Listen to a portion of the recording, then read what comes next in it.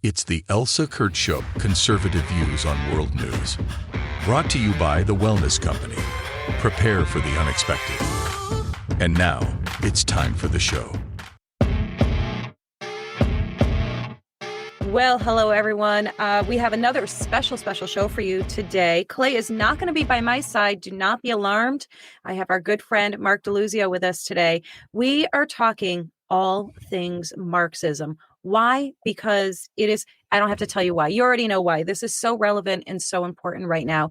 And we are going to cover this whole topic. And hopefully you can pass this along to some of your liberal leftist friends and maybe educate them a little bit. So, Mark, welcome to the show. Welcome back to the show. Thank you for joining me. Thank you. I really enjoy working with you. I love your podcast, you and Clay. You are doing us a service as a nation, and I just happy to be part of it. Thank you. As are you with your show, Constitutional Solution. What's the rest of it? There's more to it. Constitutional Solution, one podcast under God. Thank you. I just drew a blank.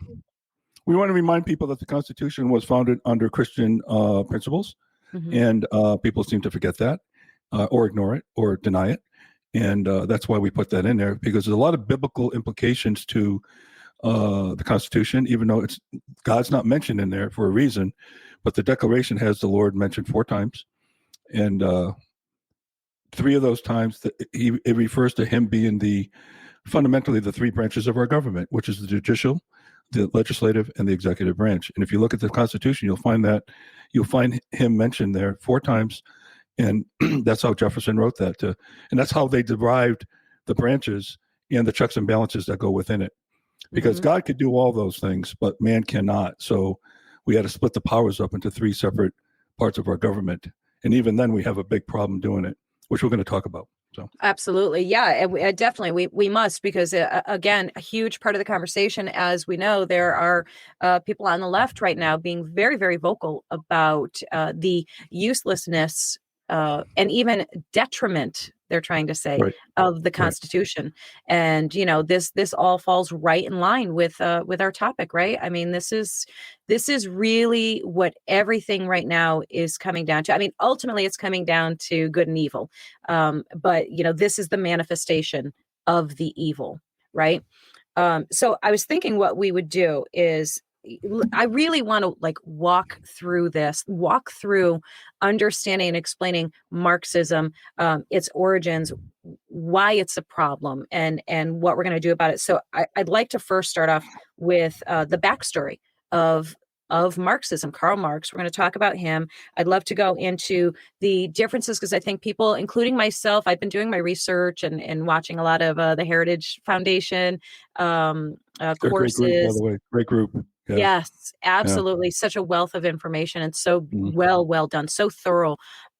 But yeah, I'd like to go into the differences between Marxism, socialism, communism, and then also progressivism.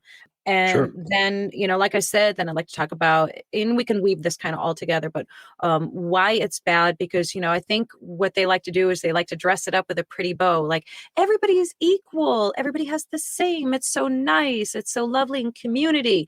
And that's the ribbon they tie around this incredibly destructive, badly formed concept. And then what else? See, this is what happens when I can't read my own writing when you scribble. Just ways that we can combat this, and what we can do, and recognize it. I think recognizing it is huge, because this is a problem. Not enough people are recognizing the Marxist, messaging really that's coming through. So let's start right at the top. Let's talk about Karl Marx. I have my basic outline of him. He's from Germany. He was a radical journalist. He had a communist vision. He denied human nature, and he misunderstood politics and economy. And I think economics was the biggest error on his part. Now, what I'm curious about was his vision intentionally evil, or was he just a very misguided man? So let's kind of get your perspective. I struggle with that. That's a good question, Elsa. Thank you. Because part of me is saying like many today, they don't know what they're asking for. They don't know what they're doing. And it wasn't until the philosopher Nietzsche predicted that the adoption of the Communist Manifesto, which was written in 1848 by both our friend Karl Marx and Friedrich Engels, would end up. He predicted that it would end up in the deaths of millions and millions of people, and he was absolutely on the money. Okay, so did they really intend? I don't know. It's hard to tell, and I've done a lot of research on that too, and I kind of get answers yes and no. Okay, I don't know if there's a clear answer to that based on what I've read about it. Okay, I gotta believe though that these weren't stupid people, but they made a lot of miscalculations, and I sometimes think, like today, when you look at our government and you say, why do they do that? And why do they do that? Oh, they're incompetent. Biden's incompetent. Kamla Harris is incompetent. That guy's incompetent. I don't think they are.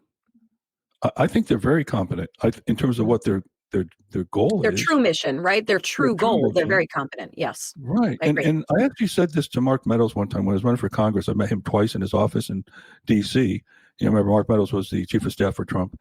And just at the time the Afghan pullout happened, right? Mm-hmm.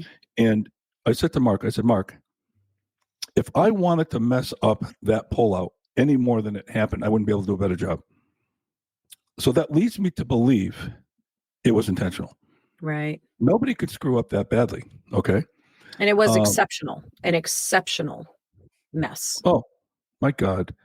I mean, it was another Saigon when we pulled out of Saigon. It was the same thing. Mm-hmm. And so I can't believe that. And I'm starting to look, and I developed this view now that, you and I talked about it last time a little bit, but that you start putting the pieces together and understanding the overarching framework of what's going on, then things just start making sense.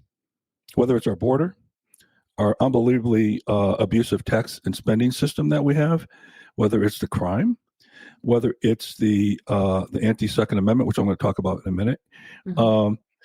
All this stuff starts making perfect sense to me, and it's not incompetence.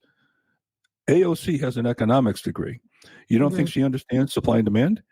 Okay, sure she does. But these people, I believe, and I do want to go back to what you said earlier, I think there's a lot of evil. And when I say evil, there's a lot of self-promotion and self-gratification, self-enrichment that goes on in Washington. Andy Biggs here is one of our congressmen who's, I think, one of the better, we have some of the best congressmen here in Arizona, between Paul Gosar, who's a friend, who's going to be on my show next week, Eli Crane, who beat me for Congress. He's a great congressman, and Andy Biggs. Those three right there are some of the best in the country. And Biggs said that 90+% of the people in Washington are out for themselves, and that's all they care about. They don't care about the country. They do not care about the country.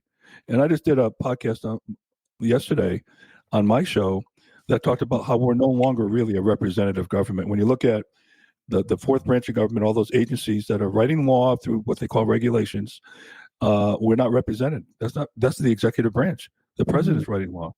When you look at the emergency spending bills that go around Congress, the president can now spend money. That's how Biden's trying to spend money on tuition reimbursement, where the Supreme Court said you can't do that. He didn't care. Right. Okay. And then you look at the military industrial complex, which maybe that should be another episode for another day for you and me. And you look at the Federal Reserve, which I think that should be another episode. Okay, because those are four big things.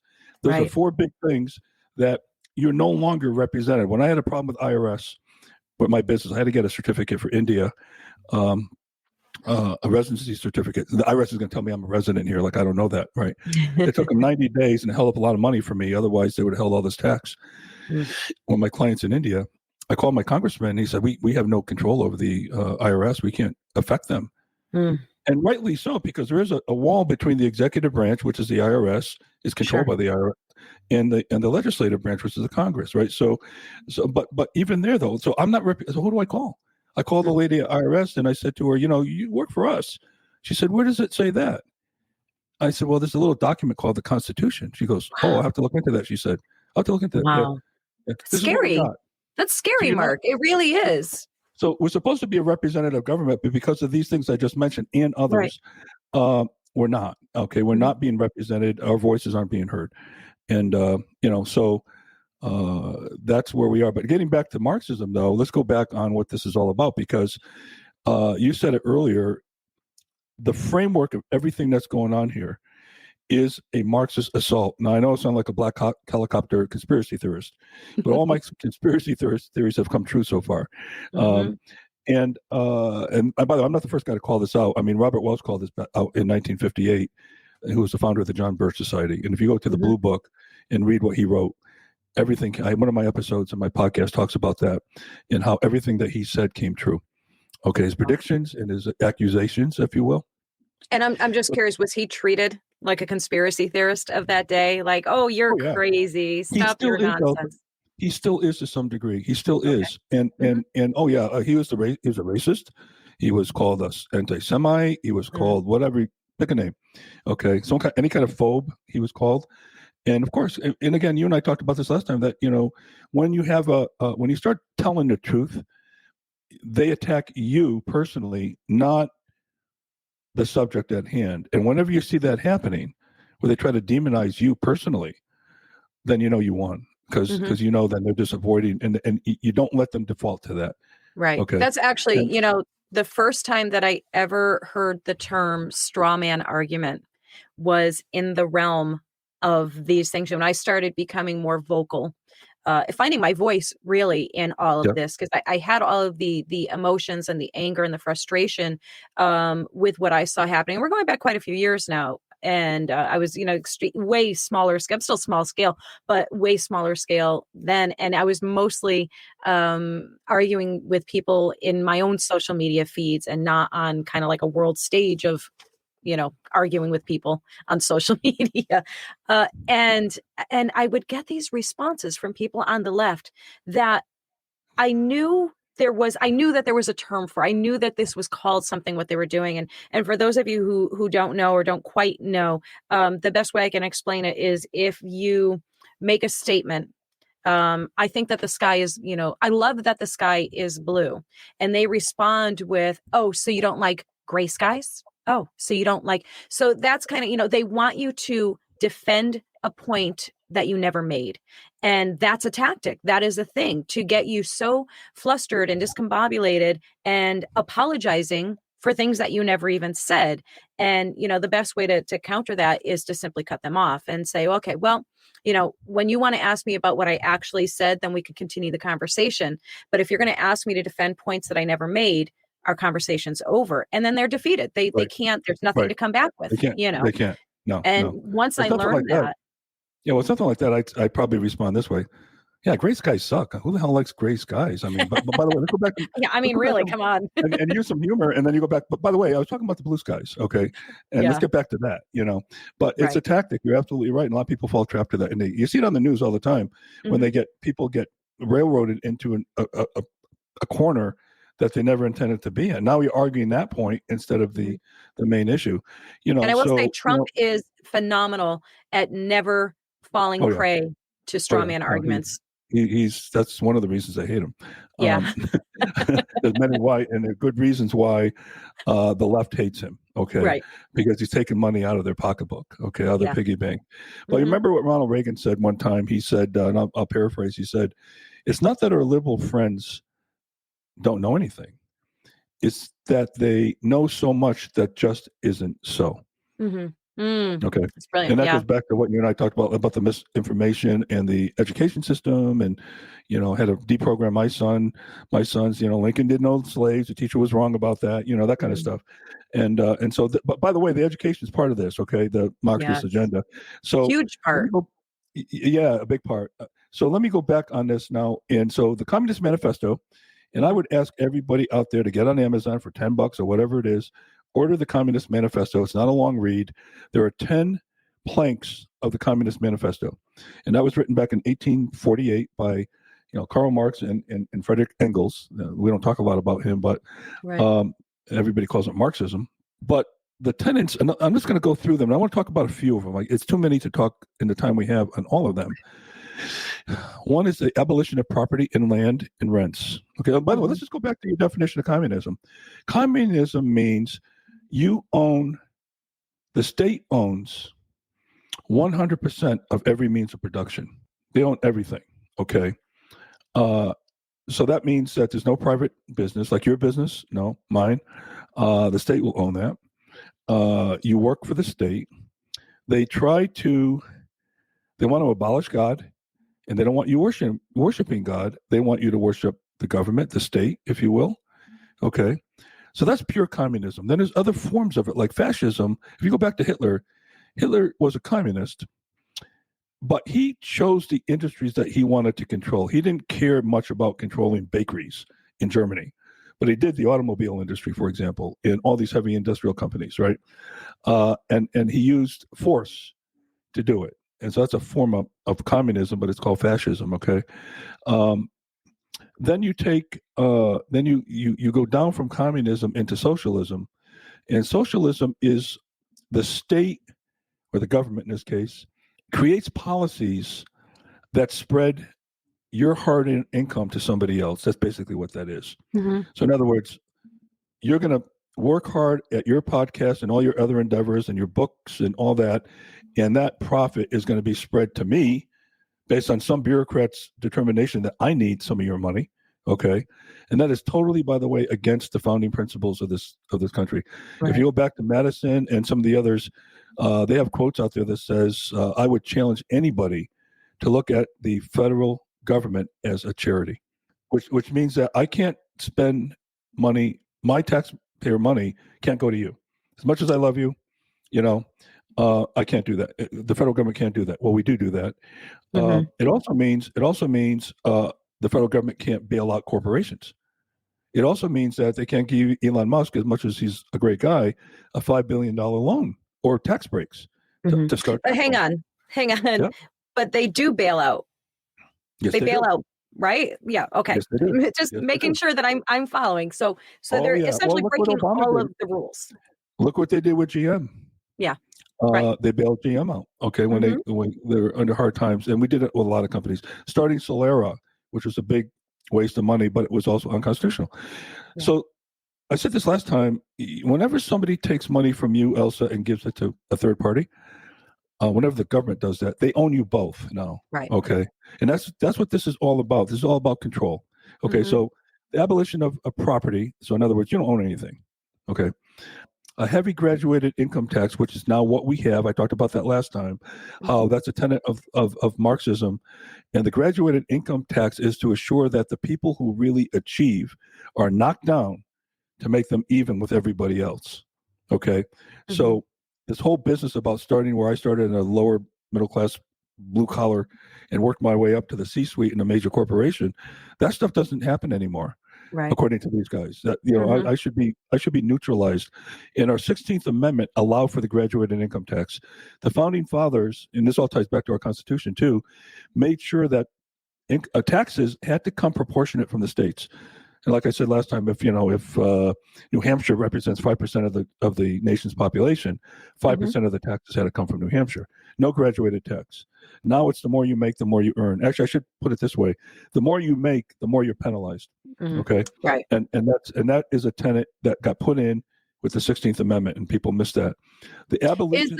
I'm sorry. Let me interrupt you for 1 second. Is you hear very frequently from that side, from the left, that the rich must pay their fair share. Is that a low key Marxist messaging there? It's because technically they do, right? Yeah, it's a very low resolution statement that is not based on facts. Okay. And once you bring the facts into the picture, they will change the subject on you. They will tell you that the sky's gray now. Okay. Right. And that is not true. And as a matter of fact, I challenged a liberal not too long ago. Elon Musk doesn't pay any taxes. I said, okay, well, if that's the case, did you pay taxes last year? Yeah. How about I call up Elon? I have ways to get to him and have them you guys trade your tax liabilities. You know that he paid $9 billion 1 year in taxes? And Elizabeth Warren said it wasn't enough. Okay. I look. Why don't you just trade tax positions with Elon? What did you pay for taxes? Okay, you paid $40,000. Okay, great. I'm sure Elon would love to have that tax liability. Right. But you said he paid nothing, so that's a good deal for you, right? Well, that's different. They'll say, why is it different? Just makes your statement asinine. Okay, and so again, trying to argue with them and bringing things like challenges like that is something we got to learn how to do.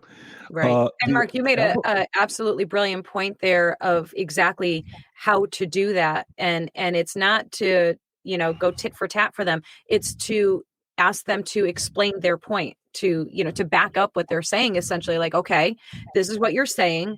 Tell me why. Where did you get this? And like you said, that's when they, they don't want to play anymore. Suddenly they want to take the ball and go home because the game stopped being fun for them. So yes, that is, and I hate to call it a tactic, but it is, it is a way to combat the nonsense. So yeah, please, I'm sorry, go on. Well, no, you're right. And I think this all goes down to sound bites that everybody seems to agree with. Okay. One of them, by the way, is corporations don't pay income tax. Really? Yeah, Amazon didn't pay any tax last year. I know how to read a P&L. I'm ex-finance guy. I was a CFO at one time. I used to do taxes.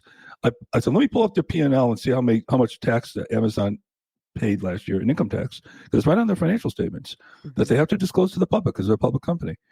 And you look at the number on there, and it's astonishing what they pay. And hey, by the way, you should probably call up Jeff Bezos and tell him that he overpaid his taxes. Maybe you should go in and be their accountant, because you should probably tell them that he paid $5 billion last year in income tax, and you said they don't pay anything. And we should hook you guys up, because I'm sure he wants to hear. The third one is the abolition of inheritance rights. Okay, and this is going on. Okay, because if you think about the estate tax, there are some states that tax on inheritance. Most don't. And there are 13 states, I believe, that have inheritance estate taxes. Okay, so think about what an estate tax is. An estate tax is you worked all your life, you built a business, you own a home, and all of a sudden you die. And somehow they thought that dying is a taxable event. So now your heirs are now going to be taxed on everything that you leave into them.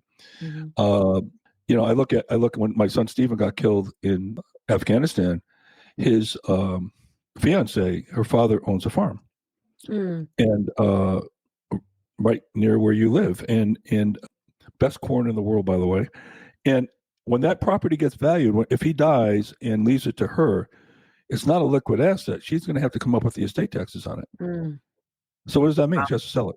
She has to, because she has no liquid, or take a big loan out. Okay. And on a farm, that's not a proposition that's going to work. Right. So that's the way they take your inheritance. Okay. The confiscation, number 4, of property of all immigrants and rebels. Okay. Again, confiscation of property. The nationalization of banking and credit is number 5. That is exactly what Thomas Jefferson was afraid of. He did not want a central bank. And in 1913, we passed the Federal Reserve Act. And the Federal Reserve, I think I described, we should probably do a whole show on the Federal Reserve. Sure. If you know how they work, you'll see that there is zero incentive for the clowns that run that. And it's not a government agency, by the way. They're 12 separate corporations. How they make money by an unstable economy, and their mission is to stabilize the economy. They are responsible for the 1929 stock crash, stock market crash, the Depression, the Great Depression, the 1987 crash, the 2008 economic crash, and the one that we're about to go into, because we will be going into one. So in a nutshell, they're not good at their job. Oh, they're very good at their job. They're very good at their job. Yeah. And that's the thing, that people will look at that and say, well, they're incompetent. We got to get somebody better to run that. No. The whole framework of the system is flawed, and it needs to go away. Okay. And Thomas Jefferson warned us about the central bank. There's more to that we should talk about some other day.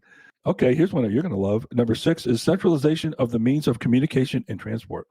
You start controlling the message, okay, which is going on right now. Absolutely going on. First Amendment. This is why we have a First Amendment. Right. Now, you can allow anybody you want, and you can censor anybody you want on your podcast, because you're not the government. Right. Okay. But the government can't do that. And when the government, and people get very confused by this. Very confused by this. That's my First Amendment right. No, it's all about the government not infringing on your right to say something. Right. And meanwhile, we have Kamla Harris saying that, referring to Elon Musk's right to free speech is a privilege. She used the word privilege. His free speech, our free speech, is a privilege, not a right. And, and there's another example of them, changing words, changing out words that fit their agenda. So now you're going to hear, and I'll bet you anything, now you're going to hear that word a lot more. It's a privilege to all of our rights. They're going to refer to them as privileges, and they're going to change that mindscape in the people that listen. Let me ask you this. So what does that imply? It implies that they are granting these rights to you from the government. And that is totally opposite of what the Constitution is about. The Constitution is the limitation on the federal government to infringe on our rights. And there's two types of rights. Technically, there's enumerated rights that are written in the Constitution, and those rights, those enumerated rights, typically address the grievances that you'll find in the Declaration of Independence. There's 27 of them. So, like for example, I'll give you one little example: is the right to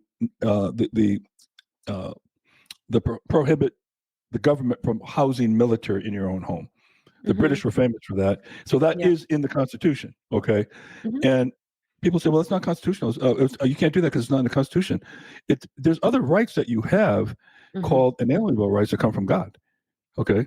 The right to defend yourself, the right to raise a family, the right to educate your kids, the right to have a commerce, a job, to earn a living. All that's not in the Constitution. That doesn't mean they're not rights, okay? Right. And so the founders addressed the grievances that were bestowed upon them from the King George, okay? And it went on they gave them a lot of time, and it started with the Stamp Act, and 10 years later, they finally said, you know what, this ain't working. Let's write this declaration, and they all signed it, and they signed a death warrant when they did it. But people don't understand that the government doesn't give you any rights, not at all. They can't. That's a key framework of our founding, that the government doesn't grant rights. But they all think they do, and and your buddy there that you imitate, thinks that you do, right? And she truly believes it. I mean, her father wrote, her own father wrote a book on all of that. He was a Marxist economist, which sounds like it would be a little contradiction, but based on that's an oxymoron. Yeah. Yes. Right. Yeah. Okay. Definitely. So that's another one. Okay. And by the way, we have the Federal Communication Commission. All right, which limits radio stations to 50,000 watts. Where in the Constitution does the federal government have the right to control the airwaves? Remember what Wolfman Jack did? I actually went to I went to Acuna, Mexico, and right across the way, the Rio Grande was his radio station. Okay, Wolfman Jack, he had this antenna. Now, it was a defunct station at this time when I saw it, because he died, but he blasted, I don't know how many thousands of watts into the West Coast, and they heard him everywhere. Okay. And that's how it became. I actually was at that radio station. Okay. And so the whole point is to literally limit the reach, right? Yeah, they want to control the reach because they're afraid that if you have a big reach, okay, you're going to be able to control the masses with your message. Now, we have other forms of communication, but that 50,000 station, the big radio stations like in your area, they're limited to 50,000 watts. Interesting. And that's a federal law that they put in. Well, the FCC should be abolished. We shouldn't have the FCC at all, but we do. Right. So in the means of transport. So this is all about control, right? Right. 7, factories and means of production owned by the state. We talked about that. Okay. 8, industrial armies and equal liability of all labor.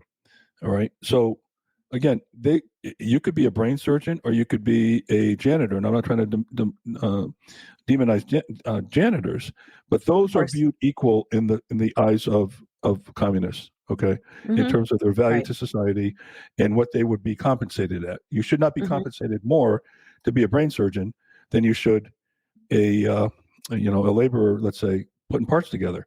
Right. And I think I told you last time that when my wife taught high school that you're very familiar with, she told her they were all up on socialism, and she said, okay, everybody's going to get a C.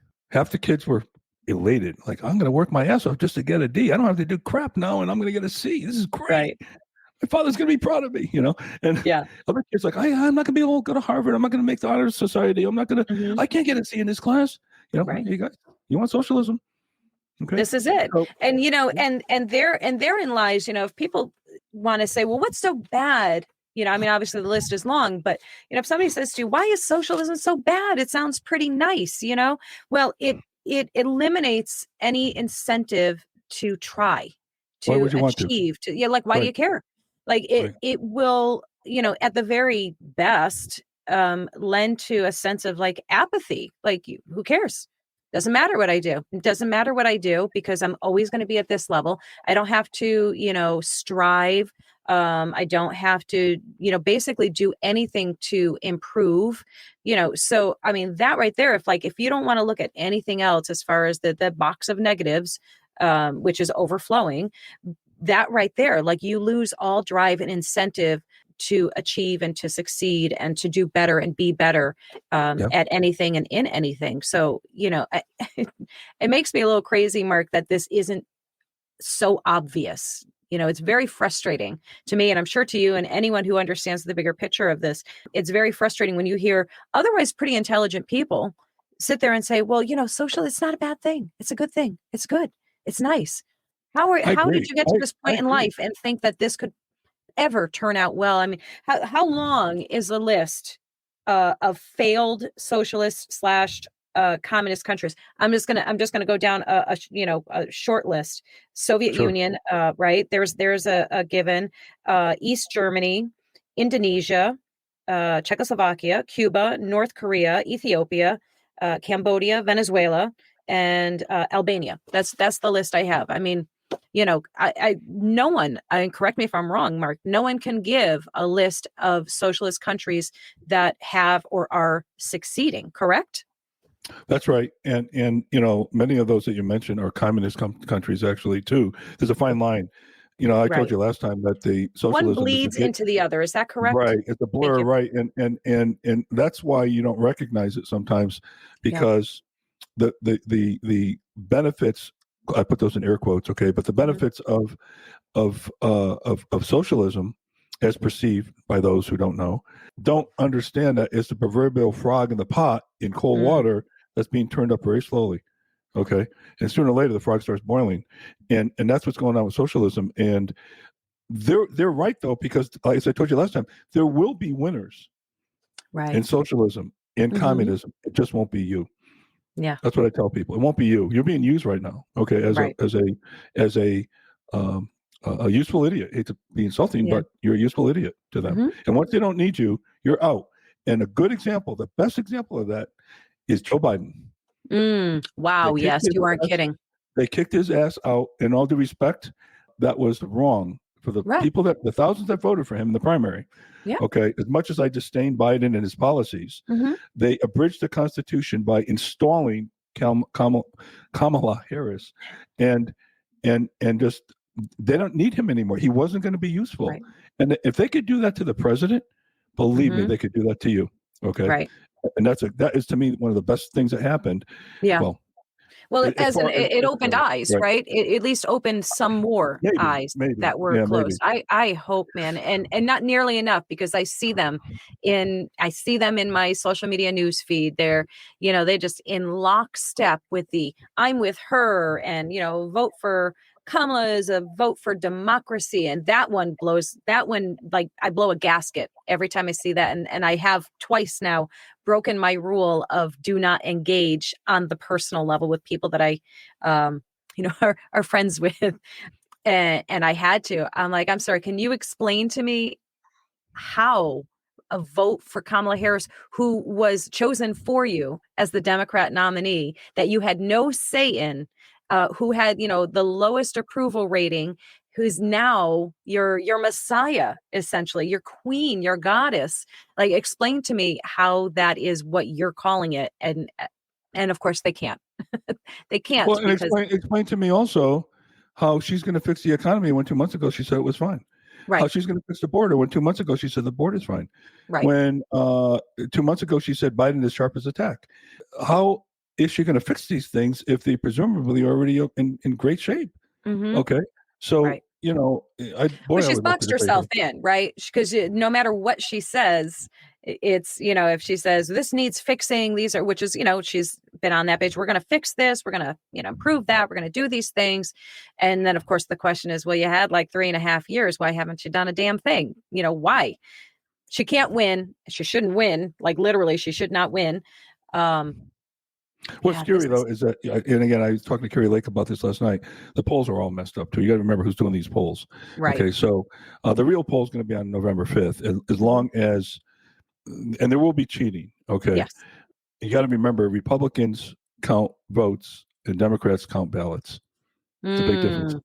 But getting on to this, I'm on number, which one? Oh, 8. 9. Right. Oh, 9, sorry. Industrial armies and equal liability for all labor. Okay, we talked about that. And then 9, but industrial armies are to enforce your way of imposing your policies. Okay. And millions have died because of that. Number 9, abolish distinction between town and country. Now, what does that mean? They want a borderless country. They don't want states to have states' rights because they want one central government where they control everything. And the whole idea with the founding fathers was that states are technically they're independent nations, they're sovereign nations, okay, under a federation called the United States. And the states, aside from the supremacy clause in the Constitution, says that the federal law is the law of the land. You can't change it at the state level. And they also put a word in there, pursuant thereof, which means it is, if it's constitutional, if it's a non-constitutional law, then you don't have to abide by it at the state level. And we have the 10th Amendment that says anything not enumerated in the Constitution, the federal government can't do. That means it's left to the states or to the people. That's what the 10th Amendment says, okay? It's a very important amendment that we sometimes miss. And so, for example, I'll give you one example. There is a law in the books that prohibits marijuana, okay? Why are all the states, including my state of Arizona, allowing marijuana? Well, I'm against that because I do believe marijuana is a gateway drug. But that aside, okay, it is up to the states to determine whether or not they have marijuana. And why? It's a federal law. What about the supremacy clause? Because the federal government knows and the states know it's a non-constitutional law, and the federal government will lose in court. So the federal government doesn't do anything. They just stay away. National ID, that's another one. There's a lot of these things that are out there right now that, but our state governments do not do a good enough job at nullifying the unconstitutional mandates that get placed on us by these agencies and our congressmen, okay, who write these laws. So that's another subject for another day. I did a whole episode on that called nullification. And but they don't want you to have borders. Right. They don't want you to be able to go to another state because they provide a law that is you're in favor of versus another one, okay? And as much as I'm against abortion, that was what that call was all about with the Supreme Court that said, hey, look, it's a states' rights issue. No matter how distasteful you think abortion is, matters not. It's a state right issue, and it should not have come out of the federal government. There's no mandate in the Constitution that says that's a federal issue. Right. Which simplified means really, people are, all up in arms about this and, saying that, they're going to ban abortion completely, blah, blah, blah, all that stuff. No, it's quite literal. It's going back to the states, which technically is supposed to mean that it goes back to the people of each state. You decide, the people in your state are deciding by majority, right? What your state is going to permit. Your representatives would vote the laws in that hopefully represent your voice as citizens, and those those state representatives represent you, right? That's how it's supposed to work, and you're absolutely right. And so, but they don't want you to see. The Marxists lose control when you have states control over these type of things, right? The last one is, I love this one, free education. I had a relative say to me once, well, education's free, so what's the big deal? Really? You know that the town I lived in, definitely not. Up where you live, 70% of my taxes every year was for the education, for the no doubt. 70%. Especially that town. Okay. Yeah. Towns like it. Yeah. Oh yeah. And this is nothing too good for our kids. So the more money we spend, the better off we're going to be, right? That's what they think anyway. Well, and there's an irony in that too. We're talking, of course, about the public school system. The irony in that is they want all of this funding, this tax money, and they also want you to shut up and sit back and not say a word and not have any say in what your kids are learning. A little bit of irony there, just my 2 cents on that. There's a good example, Elsa, of socialism, the town that you live in, and every town for that matter. You are paying for education whether or not you have kids in the school system or not. Right. Okay. And that is a form of socialism, because at least the town I came from, they spread the taxes based on your property value. And that is a pure form of socialism. Okay. You think about it. If I own a $500,000 house and you own a $200,000 house, or $250,000, let's say, I'm going to pay twice as much taxes as you do because my house is valued more. Right. Okay. Well, what's wrong with that picture? Okay, especially when you might have 8 kids in the school system and I have none. Okay, Right. but it doesn't matter. Doesn't That matter. is a form. That's a form of socialism. Okay. Yeah. Again, you're redistributing people's money based on some criteria. In this case, house values. And the last one, so free education. And if you really, people said to me, we should have free medical care, and we should have free education. We should have free healthcare. And I'd say, oh, so you agree with slavery, right? What do you mean? Well, if you want it to be free, the doctors would have to work for free. It's exactly what happened with the slaves. Right. I mean, maybe. What do you think their incentive is going to be to give you the best diagnosis, the best care, and the best everything? Oh my God! Yeah. Right. Yeah. So you really are supporting slavery? Yeah. No, that's different. That's a great point. No, it's not. Because you would have to have your doctor work for zero to be able to serve you and your family. Okay, to treat you and your family. Now that's not really what it means. But somebody's got to pay them. If you're going to pay the doctor, somebody's got to pay them. So how's it going to be free? Who's going to pay for it? Okay. Right. And they don't get that, But they really don't. No. And the same thing with the, free college. Free college. They don't understand. Yeah. Somebody's paying. Somebody is paying. Boy, that's another subject for. Boy, oh, it sure is. It sure is. We could branch off in so many places. God, yeah. Well, let me give you the abolition of property. Okay, where the federal government comes in and takes land and all that. Let me give you some specific government examples. The Waters of the United States Act, how the government's controlling our water systems. The Antiquities Act. The Antiquities Act of 1906 was something to put in that said, hey, look, Congress, the president can deem a landmark that has historical or scientific value. Okay. Well, an example that might be we have this big meteor here in Arizona that hit years ago. That's deemed, you can't screw with that site. That's deemed a historic under the Antiquities Act. Okay, site that you can't screw with. You can't go build on it or do anything like that. Right. Well, what Biden's doing with the Antiquities Act is he's using it for scientific reasons to say cattle farmer that he's claiming back cattle land, farming land from cattle farmers as federal land, and he's claiming the Antiquities Act. He has this thing called 30 by 30, where they want to own 30% of the land in the United States by 2030. Nobody talks about this, right? And he's using the Antiquities Act by saying, and I hope you are sitting down, so that's good. Cow flatulence is causing global warming. Right. So we have to reduce the amount of land and the amount of cattle. Okay. So he's using that as a scientific reason to claim that land under the Antiquities Act. Okay. Boy. That's what's going on. Okay. The Environmental Protection Agency is another one, the CDC. Okay. Where they actually place COVID rent restrictions on landlords who couldn't evict people for not paying their rent.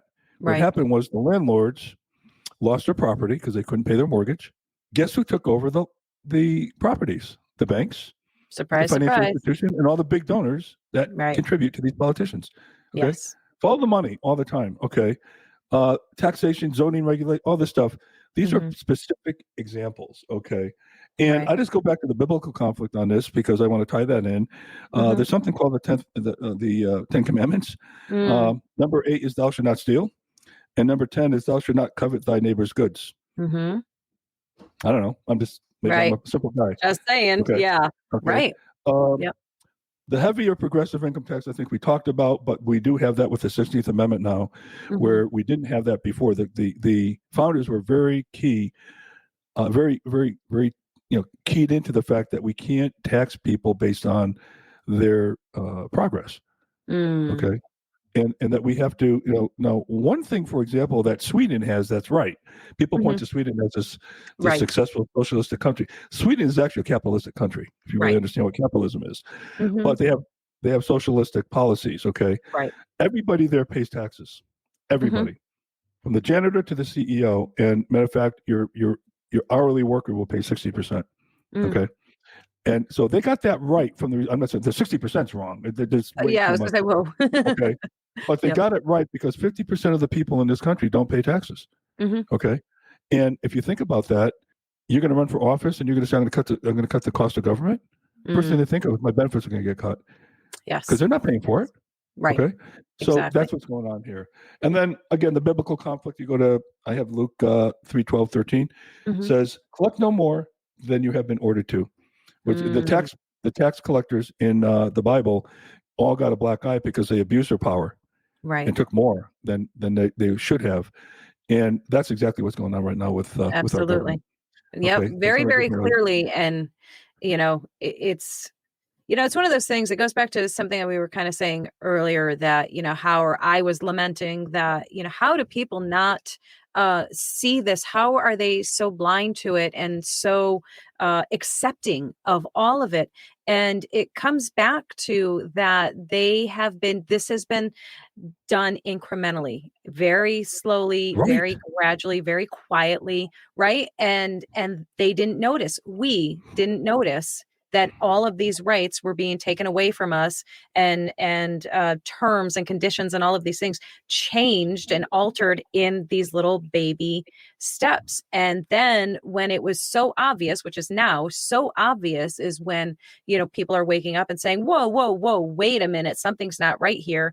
And the scary thing is like, how do we unravel this tremendous mess? Well, the only way to do it is for someone like Trump to come in, and RFK Jr. and Elon Musk and all of these insanely smart, wealthy people, ironically, to come in and do a big, fat, clean sweep and overhaul everything from the ground up.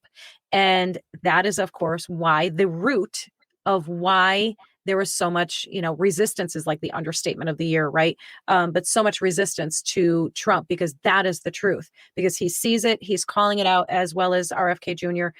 They're all calling it out and saying, well, this is a mess and it needs an overhaul, and you people need to get the heck out. And, all comes down to money, power, greed. Yeah, and I think it's also bigger than just our government too, because there is if we have time to talk about it, a globalist attack on our way of life. Yeah. And we're the only ones that stand in the way. Vladimir Lenin had a 3-point plan for communism. His first point was we need to convert Europe, which they did pretty much. Yeah. Then we need to go to Asia, because you go back 30 years or so, China wasn't what it is today as far as being communist. Okay, 30, 40 years. But we have to convert Asia, which they did. And then the last one was we have to convert the United States, not North America, the United States. And notice he said Europe, Asia, United States. He didn't say North America, right? And that's what's going on now, because they were successful in the first two. And then, of course, you mentioned South America, Africa is the same way. All that is pretty much in one flavor or another communist. Okay. Yeah. And there's a lot of different, scales to think about when you look at pure communism. But the thing I want to bring back, though, is, and why we called our podcast the Constitution Solution, because I think a majority of our problems would go away if we just follow the Constitution. Okay. I agree. And I agree. Yeah, we would. If you go back to the tenets of this, you mentioned earlier, Mark, to define progressive, it started with Woody Wilson. I call him Woody. Woodrow Wilson. He was the father of the progressive movement, and all the progressive means, and it's a fancy title. It's state of the art. I'm above the fray. I can think higher level than you can, Elsa, because I'm progressive. Okay, means that you have a disdain for the Constitution. That's all it means. Okay, and the Constitution gets in the way of these Marxists that want to control you. It's something that is in their way, and that's why it gets degraded all the time. It gets mocked. It's an old document. It's the law of the land. It's not a suggestion. It's the law of the land. You mean these things aren't our privileges? These aren't privileges for us? They're rights? Yeah. What? Yeah. They're privileges. As soon as I heard it, I went, this woman. Good for you. When your radar goes up like that, that's awesome. Well, you're right. And that is the thing. And that, I think, I feel like this is hugely the part of this conversation. The use of, before we got on air, we were talking about calling out Marxism, using that word more frequently in your day-to-day vernacular with people, and putting it at the forefront of people's minds, that they will, at the very least, if they don't want to agree with you right now, or if they don't want to see it right now, it's an earworm. You know what I mean? It's in their head, and it will maybe provoke them to go, well, let me go look this up and see what the heck they're talking about. Why are they saying this? And then ding, ding, ding, the light bulbs hopefully will start going off. And I'll quickly say one of my quote unquote favorite ones. It's not a favorite. It's just a very popular term that we love to say, myself included. I hashtag it like, half the time in my posts, Kamla's word salads, and the truth. And this is not my wisdom. This is wisdom I gained from other people who are way smarter explaining this and saying this. So I don't want to take any credit for this, just for passing it along, that these, yes, they are word salads, but they are very, very deliberate word salads. It is intentional. It is not stupidity. It's not incompetency, like we said earlier. It is very, very deliberate. It is meant to confuse you. It's meant to, just give you these lofty, pleasant feelings like the party of joy, all of these things. So we just want to feel good.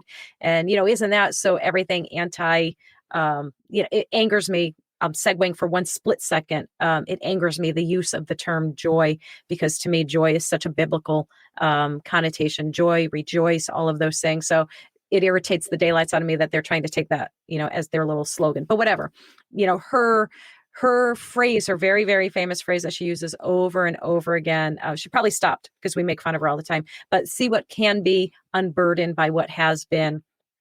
I'm sorry, I didn't do the impression for you guys. But that whole thing, right? When you actually stop and think about, see what can be. So we're looking into the future, unburdened, unbothered by what has been.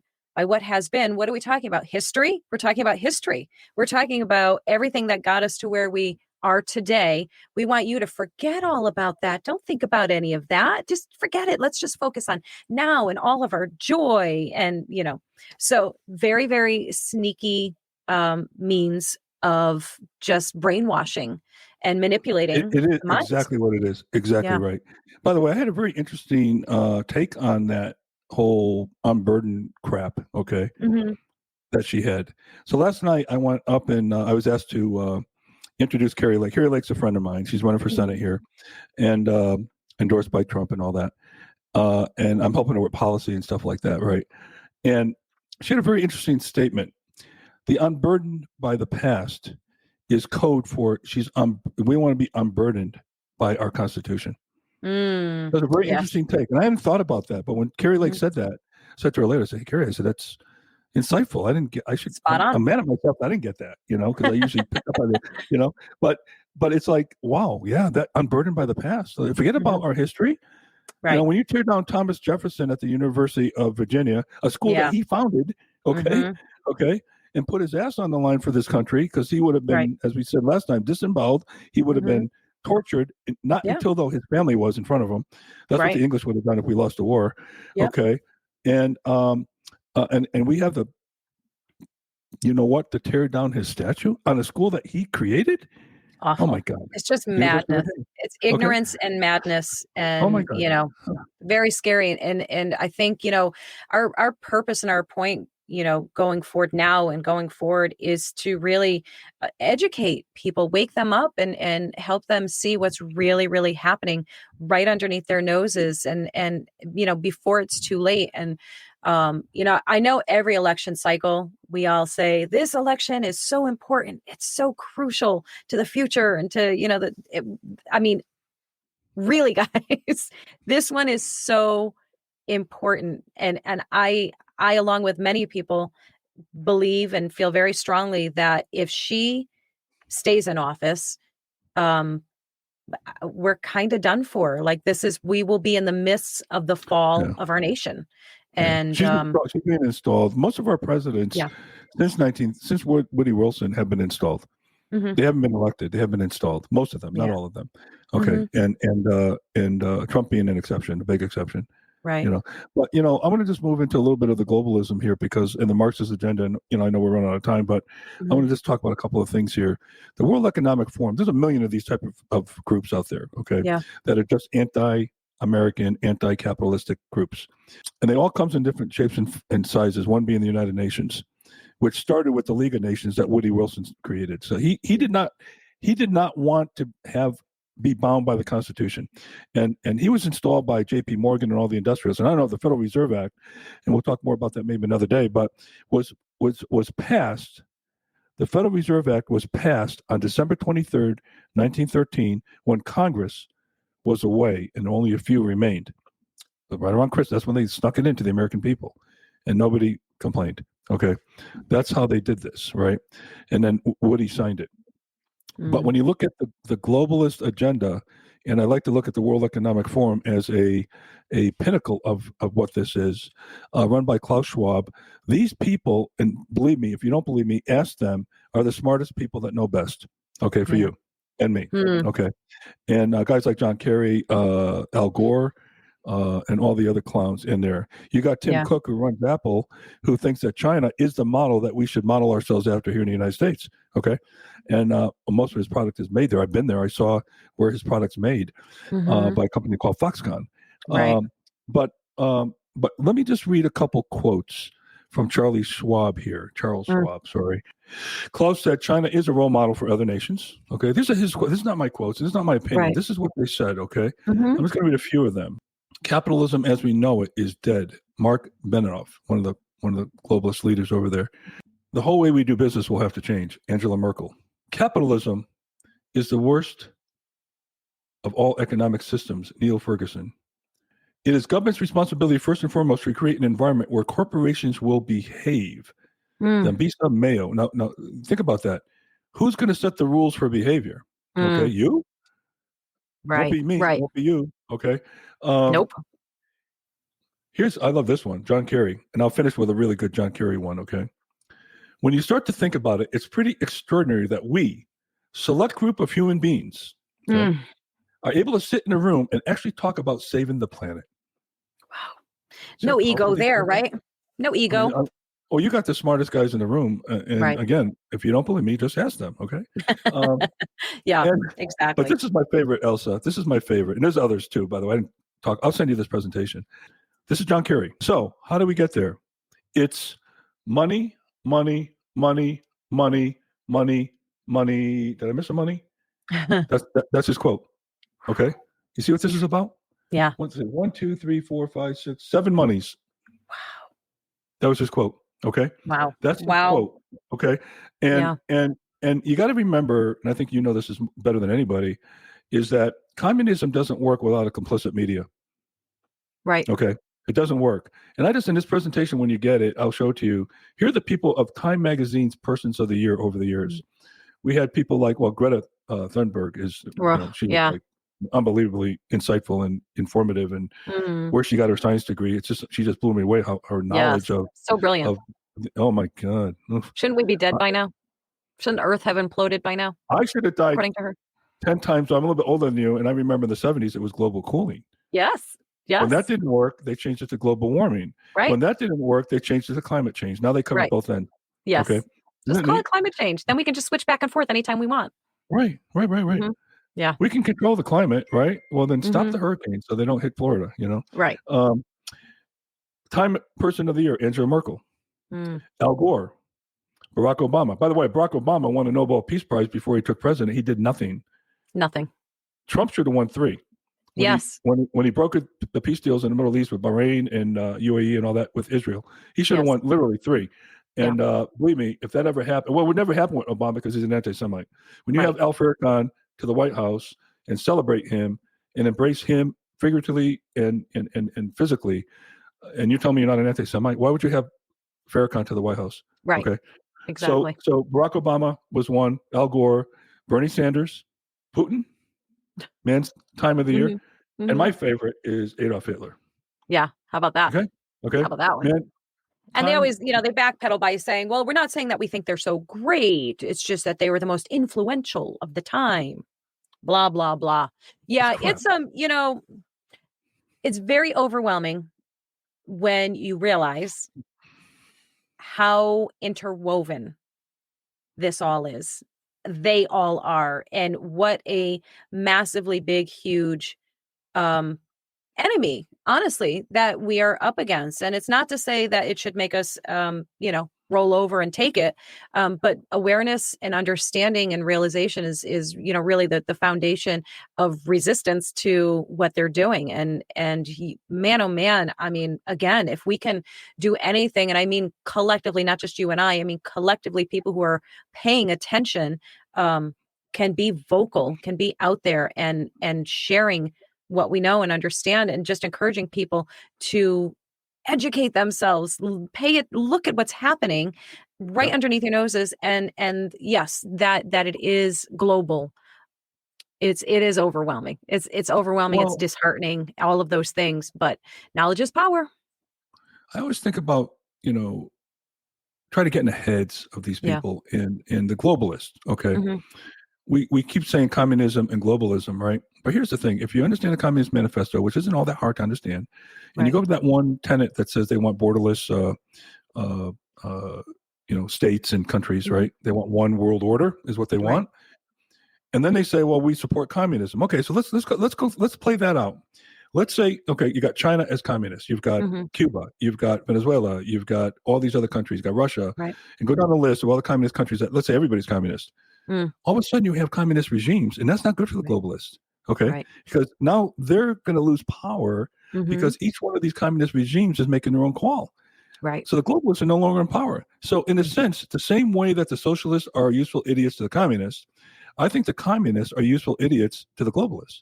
Sure. See what I'm saying? Yeah, I do. And I think you're absolutely correct. Yeah. Absolutely. Yeah. Right. Yeah. Now, it may not happen in our lifetime, okay, because this takes time. But I really believe that if someday they get their way and everybody turns communist, the globalists will have an all-out assault because they'll have amassed an army and all kinds of other things, and they will destroy the communist regimes. Okay, but the communists don't realize that they're useful idiots too. Okay, now maybe this all has so many. This has so many waves of revelation washing over me. So many waves of revelation I'm hearing in all of this. It's just wild as can be. Once again, just like last time we talked, Mark, I feel like we just scratch a surface of so much more conversations to be had. And I've already kind of pinned you down to do more of these. And I so look forward to it. I mean, in hours. All you have to do is buy me tiramisu and I'll do anything for you. I love it. Absolutely. I'm right there with you. Give me dessert. I'm good. Maybe a couple glasses of wine too, but other than that. Yes. Yeah. That's like the given. Please, come on. So I would say this before we end here. Okay. Sure.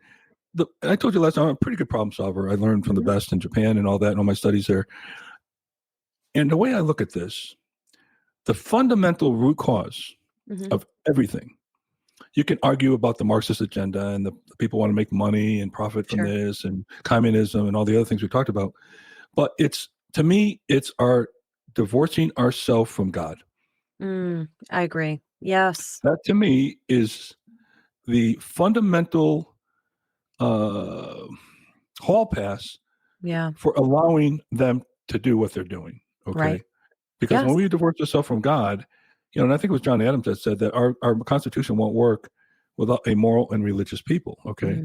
And so when we say, God, and we can, tear down God at Christmas and, all the other things that we know, what's the first thing that Hitler did when he conquered all these, they burned the churches. Okay. They killed the priests and the nuns and all that and murdered them. Okay. And a lot of records, my father-in-law comes from Poland, God rest his soul, and a lot of the records for birth and birth records were kept in churches, and a lot of them are gone now in Europe because of what the Germans did, but and then you say to yourself, well, why are they all atheists? That's why. Okay, because they don't want to have you be beholden to any God. It was funny because Hitler was such an anti-Semite that he never admitted that he implemented the Marxist agenda.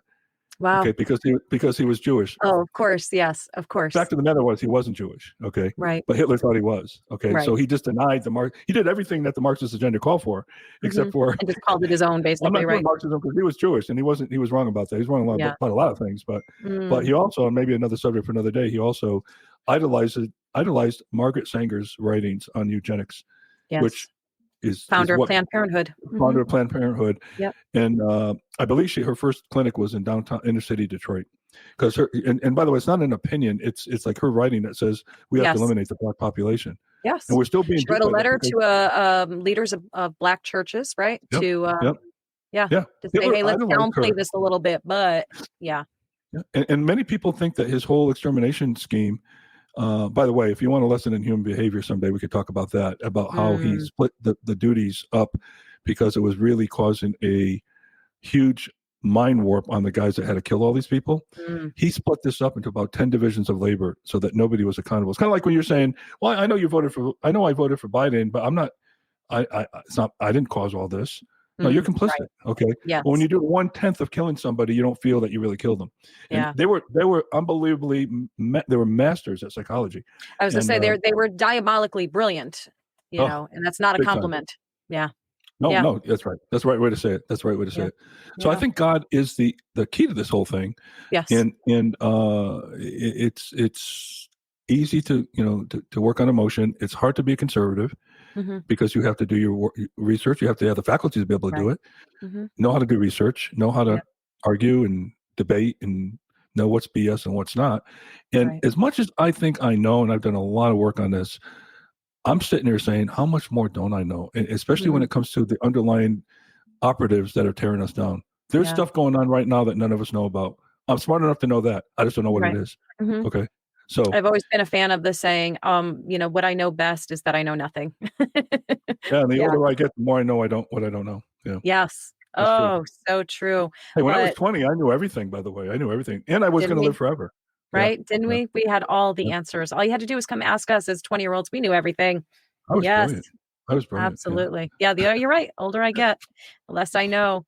But oh my goodness, this was such a great talk. I hate for it to end. Actually, I could do this. I could sit here all day. My back doesn't even matter that it's going to start hurting. It doesn't even matter. I would suffer through just to keep having this conversation. So obviously that means we have to do this again very, very soon. And I think one of the things I'd like to do, we could maybe do a couple of things. But one of the things I'd like to do is I'd like to sit and talk about, because I'm a big, all right, we know what the problem is, and let's talk about solutions. So I want to have a solutions conversation with you, which ties in very well with actually was the slide I didn't get to, but I have a slide right here that talks about the solution, what we need to do. You're absolutely right. All right, you're absolutely right. Right? Yeah. That's our part 2. We just named our part 2. I love it. All right. Because I think that's going to tie into some other things like our right as a state to nullify. Okay. That's one of the steps of the solution, and there's a lot to that. But no, I have a slide right here I'm looking at right now. I'll send you this presentation, and it's called I love it. You just gave you just gave the teaser for the next show. There's the teaser right there. There's one thing on this. You did. That was a teaser. I love it. We're going to use it. My wife tells me I'm a tease. I don't know. Maybe you're right. I love your wife, and I haven't even met her yet. Oh, she's going to love you too. Yeah. Oh, my friend, thank you so much for sitting with me and talking about this and educating me, because there's still so much that I want to learn and I want to understand. And you are, a great pathway to that. So I appreciate you. Well, look, everything I learned, I got off the internet. So it's true. Absolutely. It's true. It's on the internet. Yeah, it came from the internet, I just made like Einstein said the other day. Yeah. Oh, I love it. Okay. All right, my friends. We appreciate you hanging out with us, and right. And if you learned anything new, if you already knew this stuff, whatever the case is, share, and then share it some more. Okay. So it was great talking with you guys, and we'll see you in the next episode. Take care.